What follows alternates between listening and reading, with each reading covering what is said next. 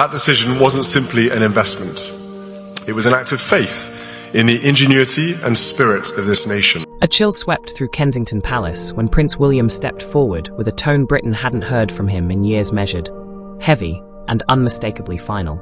His announcement about Meghan Markle, unexpected and unusually blunt, sent tension rippling through the royal circle. Advisors reportedly froze, reporters scrambled for clarity, and even seasoned palace insiders admitted they had never seen William so resolute. In this dramatized account, William issues a rare public declaration that symbolizes a turning point. The future king openly distancing himself from a family member who still holds royal titles. What shocked observers wasn't only the content of his message, but the calm, steady, almost icy way he delivered it. There were no leaks, no whispers, no anonymous sources, just William stepping forward after King Charles granted him and Catherine full control over the palace's crisis communications. A moment portrayed as the beginning of a new royal era amid the king's health concerns and declining public trust in Buckingham Palace's traditional methods. Did I end this dramatic account? The shift inside the royal household becomes unmistakable as King Charles, facing mounting health concerns and waning public confidence in Buckingham Palace's traditional communication methods, quietly signs a private order at Clarence House, known to aides as the Autumn Mandate. The directive grants Catherine full authority to manage the renewed uproar surrounding Meghan Markle's mentions in the Epstein discussions, the leaked letters, and the growing hostility stirred by American media, while assigning William a new and formidable role. He would be the monarchy's voice, the one to speak when strength and certainty were required. Just 2 nights later, on a cold October morning, William steps into that role with startling precision.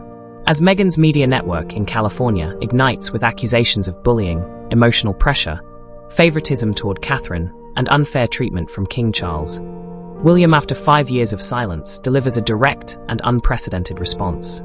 Standing before a small group of reporters in the picture gallery, he states calmly that no member of the royal family has bullied Meghan, favored Catherine at her expense, or acted unjustly, asserting that the turmoil stems from Meghan's own choices, actions, and repeated attempts to undermine the institution's integrity. His words, measured yet unyielding, send shockwaves through the palace press corps, marking a pivotal moment in this fictional portrayal of a monarchy fighting to regain control of its narrative. Did I end this fictional narrative? William's statement grows even more startling as he declares that the palace holds evidence of deliberate media manipulation, including paid placements designed to damage Catherine's reputation. Actions he insists were intentional, not misunderstood. Sources within the story claim he is referring to a series of PR-driven articles Meghan allegedly commissioned in late 2024, pieces suggesting Catherine weaponized her popularity and that King Charles felt threatened by Meghan's global influence, stories that were later scrubbed by the outlets that printed them. William then unveils an even deeper fracture. Meghan, he says, had secretly collaborated with Sarah Ferguson, whose lingering resentment toward the monarchy made her, during a fragile period, susceptible to being drawn into a campaign that added pressure on Catherine during her most vulnerable months of cancer recovery. Such attempts to sow division, William declares, are intolerable, especially when they exploit members of the family struggling through personal crisis. A palace aide later explains that in this dramatized account, Fergie was emotionally fragile and easily influenced. But William's message remains unequivocal. Meghan's actions were not just criticisms of the institution, but calculated efforts to fracture the family from within. I end this dramatized account. William escalates his unprecedented address by revealing that Meghan was not merely criticizing the monarchy, but actively building alliances, a move he frames as dangerously strategic. Then, in a moment that stunned everyone present, he invoked Prince Andrew's name, declaring that transparency is not optional but mandatory, a standard applied equally to all including Meghan. By placing her in the same sentence as the Duke of York, arguably the most disgraced senior royal in recent history, William signals that the monarchy will protect no one, not even an in-law who retains royal titles. Yet the most shocking moment comes with his remarks about his own brother. William states that he will no longer respond to media inquiries about the Duke of Sussex, nor engage with Hollywood commentary regarding him, and that any future interactions will not occur through public channels. He was finished defending, finished explaining, finished waiting, and in that final, icy declaration, the tension that had gripped the room since the morning reached a breaking point, leaving palace aides and journalists alike in stunned silence. Did I end this dramatized account? William underscored that the crown cannot be dragged into every storm created outside its walls, referencing the constant public complaints and live-streamed accusations surrounding Harry and Meghan. Breaking royal protocol, he spoke directly about Archie and Lilibet, declaring that they are innocent and deserve a childhood filled with stability, dignity, and freedom from public conflict. Protecting them, he warned, may require intervention, though aides were quick to clarify this was not a custody threat, but a firm signal. The monarchy would not allow the children to be used as tools for media attention. Privately, those close to William said he was heartbroken for them, growing up amid a noise chamber created by their parents. The public reaction was immediate. Within hours, #StandWithWilliam trended across the UK. American talk shows erupted. Polls showed 72% of Britons supported William's stance, and support for Harry and Meghan sank to 18%, their lowest since 2020. Yet inside Buckingham Palace, there was no celebration, only determination. 2 weeks earlier, in a secret meeting at Windsor Castle with his 8 most trusted advisors, William had set the tone with a decisive statement. We can no longer be passive in the face of deliberate sabotage. The catalyst for this extraordinary action came from a batch of newly leaked private messages from Meghan, allegedly written between 2021 and early 2023, which surfaced in late September 2025. The messages, palace officials claimed, did more than complain about King Charles's perceived emotional distance during Meghan's pregnancies. They suggested he deliberately helped Catherine gain public favor while sidelining Meghan, and even showed her reaching out to US-based media advisors connected to Netflix. One message bluntly stating, "If Charles won't protect me, then the story will protect me." Within 24 hours of the leaks, the palace realized that full-scale damage control was unavoidable. Amid the relentless public scrutiny and palace turmoil, William reflected that he must move through the world as himself, in spite of all the noise created around him. Meanwhile, top palace figures, led by Lady Fiona Walsingham, deputy head of Sovereign Affairs, convened with lawyers and former MI5 risk experts to assess the situation. Their conclusion was stark. Meghan was no longer merely a rebellious duchess. She was now considered a communication threat to the crown. On October 9th, 2025, with King Charles already facing health challenges and declining approval ratings in the wake of Prince Andrew's housing scandal, one of the most significant internal changes since his coronation was enacted. In a sealed royal order known as Memo 2485, the monarchy quietly formalized a strategic restructuring to confront the escalating crisis, signaling that the palace was prepared to take unprecedented measures to protect the institution. King Charles handed full control of all public crisis management to the Prince and Princess of Wales, a move that carried profound implications. William would become the sole royal voice authorized to speak publicly about anything involving the Sussexes, while Catherine would take charge of shaping the narrative, managing the media, and controlling how the royal family's image would be presented going forward. An insider described the moment as Charles's last chance to start fresh, a signal that the palace was shifting from reactive damage control to proactive storytelling. A former royal communications chief explained it simply. William wasn't just fixing a problem. He was drawing a new line for the modern monarchy. Behind closed doors, he had quietly endured Meghan's media attacks for years, absorbing what insiders described as the equivalent of 35 billion lifetimes worth of hope, love, fear, and dreams. But the breaking point, sources say, wasn't anything Meghan had said, it was Harry's silence.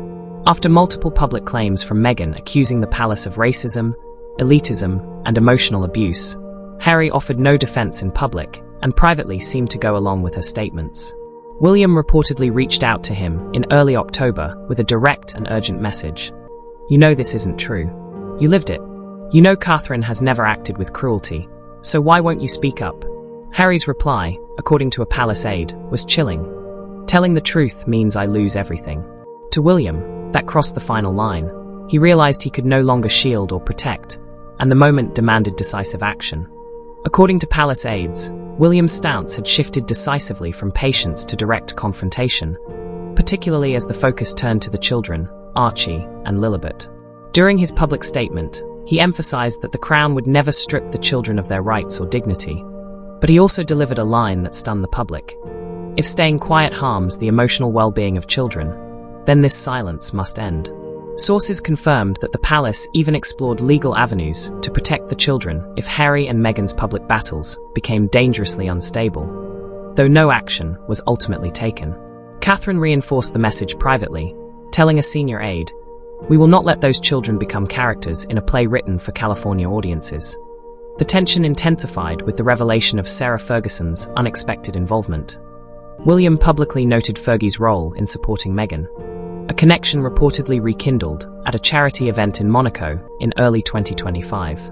Over the following months, Fergie, feeling sidelined by King Charles, allegedly began playing a more active part in palace dynamics, further complicating the already delicate family landscape and underscoring the challenges the monarchy faced in protecting its youngest members.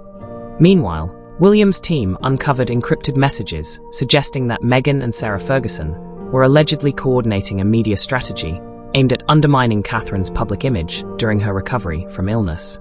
Even as Fergie appeared to offer emotional support and lend an ear to Meghan's frustrations. But how did Meghan respond to the growing royal fallout? For the first time in decades, the monarchy refused to retreat quietly, drawing unmistakable lines of authority and principle. Just 72 hours after William's explosive announcement shook the royal world, a new storm began brewing, not from Windsor Castle, but from the glittering hills of Montecito, California. At precisely 8:01 a.m. Pacific Time, a meticulously planned media operation erupted across Los Angeles and New York, featuring front-page leaks, anonymous insider claims, and a flurry of calls from Meghan's PR team targeting Netflix, Spotify, and multiple Hollywood trade outlets. The headline was perfectly synchronized. Exclusive: Meghan breaks silence after royal fallout. Yet Meghan herself did not appear in person. This was a carefully curated soft-launch retaliation, designed to control the narrative without fully stepping into the public spotlight. The media frenzy that followed seemed almost inevitable, as if all the palace had feared was finally spilling into public view. Sources from multiple entertainment agencies confirmed that Meghan's team had been meticulously preparing for this moment for months, following a classic celebrity crisis recovery playbook: deflect, reframe, hint, and monetize. Phase 1 emphasized victimhood and resilience, portraying Meghan as never fully accepted by the Windsor family, subjected to emotional cruelty particularly during her second pregnancy, and dismissed when she raised concerns about her mental health or ideas. Phase 2 highlighted reinvention and empowerment, showcasing her wellness investments, a new children's book, and a potential series on healing generational trauma, sending the clear message that she did not need the crown to build her legacy. Phase 3 centered on her children, with a close friend quoted in Variety, emphasizing that Meghan's instinct was to protect them from institutional attacks, just as any mother would. Within 36 hours, Kensington Palace struck back with an unusually blunt statement, categorically denying any suggestion that deliberate provocations could be reframed as victimhood, and declaring it would not respond further to speculative content promoted for commercial gain. Yet the response did not stop at words. Prince William's involvement signaled that the monarchy was prepared to act decisively, not merely issue statements, demonstrating that the stakes extended far beyond public perception to the very integrity of the institution. Prince William personally instructed legal counsel to begin preliminary steps to remove the Sussexes' royal titles, issuing a highly confidential document, internally known as the Order to the Privy Council for review. The instructions were clear: strip the Duke and Duchess of Sussex of all royal titles, advise British embassies worldwide not to recognise them as working royals, and freeze their access to royal properties, ceremonial listings, and diplomatic privileges. This was not mere royal displeasure. It was a full constitutional separation, executed with precision within a world that blends monarchy and media spectacle. Outside the palace, reactions were mixed.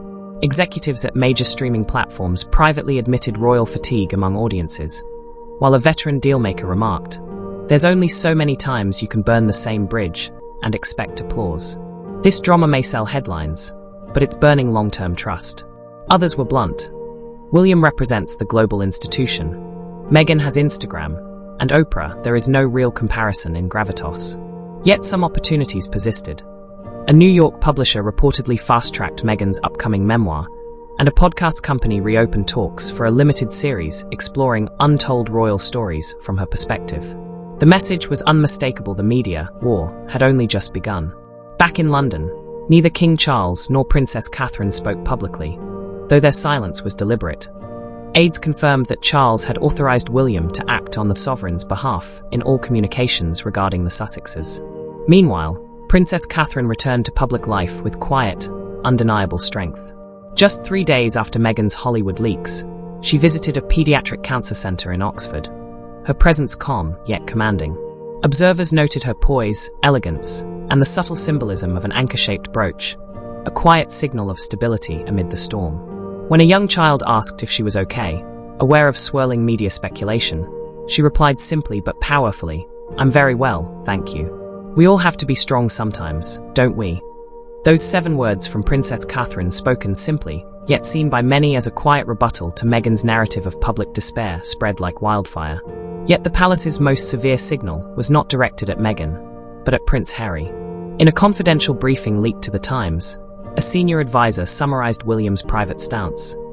"We can accept grief. We can accept differences, but we cannot accept betrayal. Not after everything we've endured." In a final note to senior staff, William made his position unmistakably clear. "Harry is my brother, but I will not allow him to use our family name while it is being weaponized against our institutions." That era is over.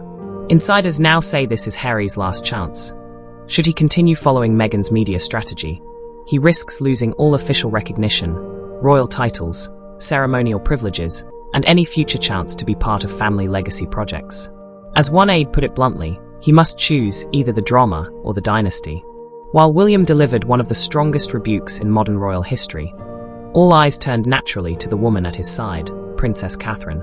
No longer simply the Duchess of Cambridge, no longer merely a supportive consort, she had stepped into a visible role of moral authority, once held by Queen Elizabeth herself, and she did it without speaking a single word.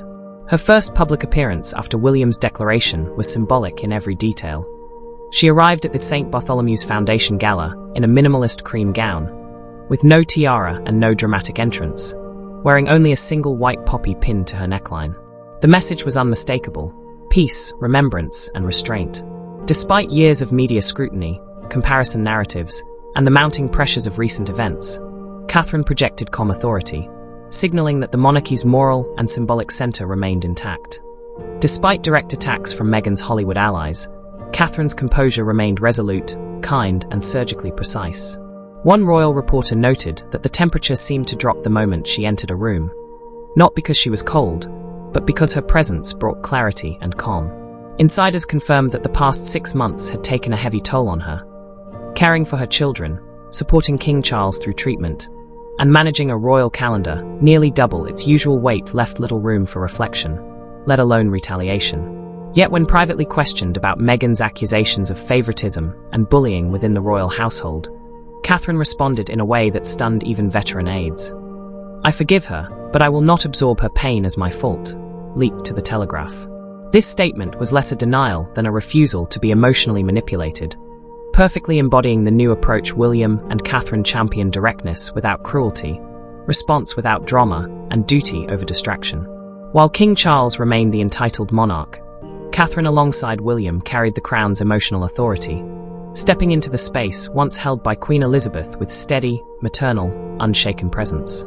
A veteran royal historian remarked, "In a monarchy built on symbolism, Catherine has become the new center of gravity. It didn't require a throne, it required trust."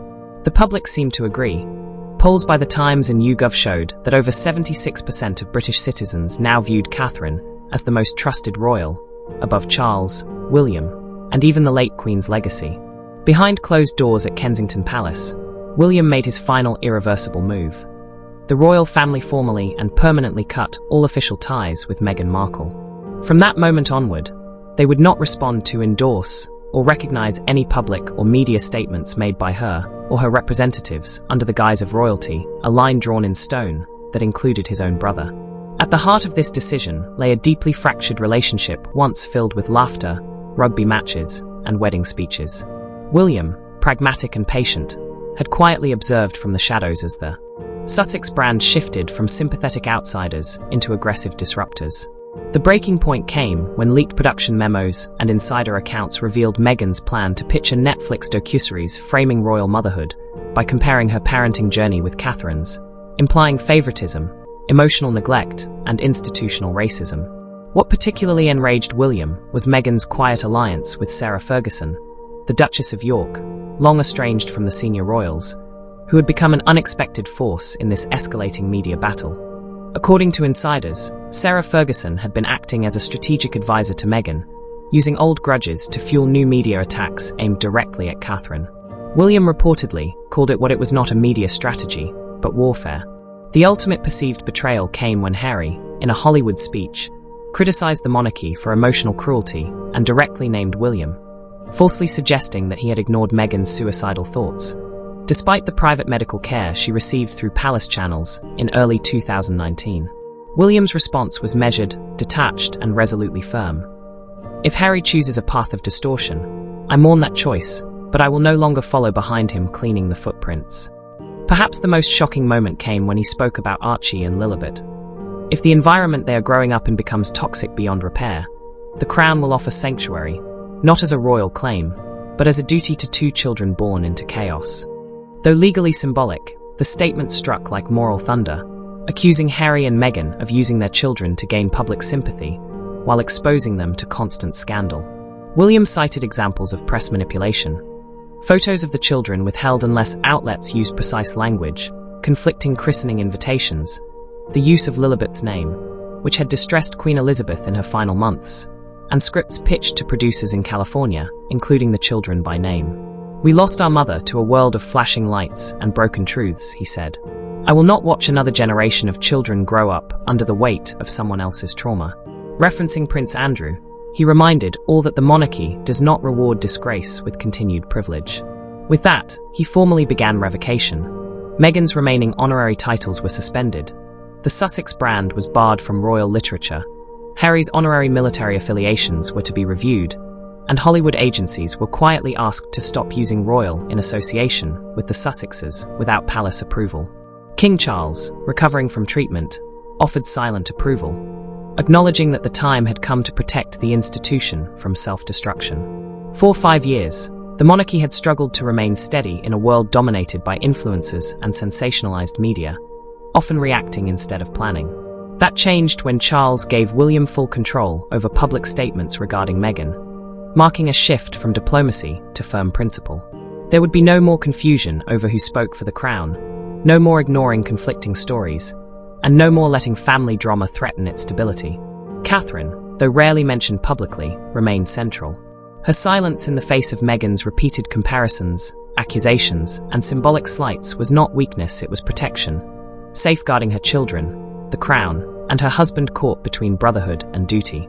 One insider remarked, "You don't build a future monarchy on noise, you build it on consistency." Since the Queen's passing, Catherine had been that consistent figure, increasing her public engagements and taking on charitable responsibilities with quiet, unwavering authority. Princess Catherine's expanding leadership roles, once reserved solely for the monarch, signaled not just survival, but rising influence. Her name became synonymous with trust, discipline, and international goodwill, reinforced by her diplomacy at the Vatican Summit and her global women's health initiatives. William deliberately contrasted her steady service with the chaos created by others, emphasizing the importance of responsibility alongside privilege. His statement also served as a clear warning to media and entertainment companies. No one should exploit royal identity for profit without permission. Titles carry obligations, and this was a direct message to Netflix, Spotify, Penguin Random House, and other outlets that had benefited from the Sussex story while disregarding the crown's boundaries. William was setting a new standard. If you profit from royalty, you either respect the rules or you are no longer royal. Perhaps the most sensitive and debated element of his announcement concerned the protection of Archie and Lilibet. While no legal action had been taken, William made clear that he was prepared to provide a safe, neutral, and structured upbringing for them if necessary. Some interpreted this as a subtle custody challenge. Others saw it as a protective gesture. Royal historian Dr. Eleanor Barnett offered a different view. It was an olive branch to the next generation. William was not trying to separate the children from their parents. He was offering them a choice if they grew up understanding that fame was their parents' decision, not theirs.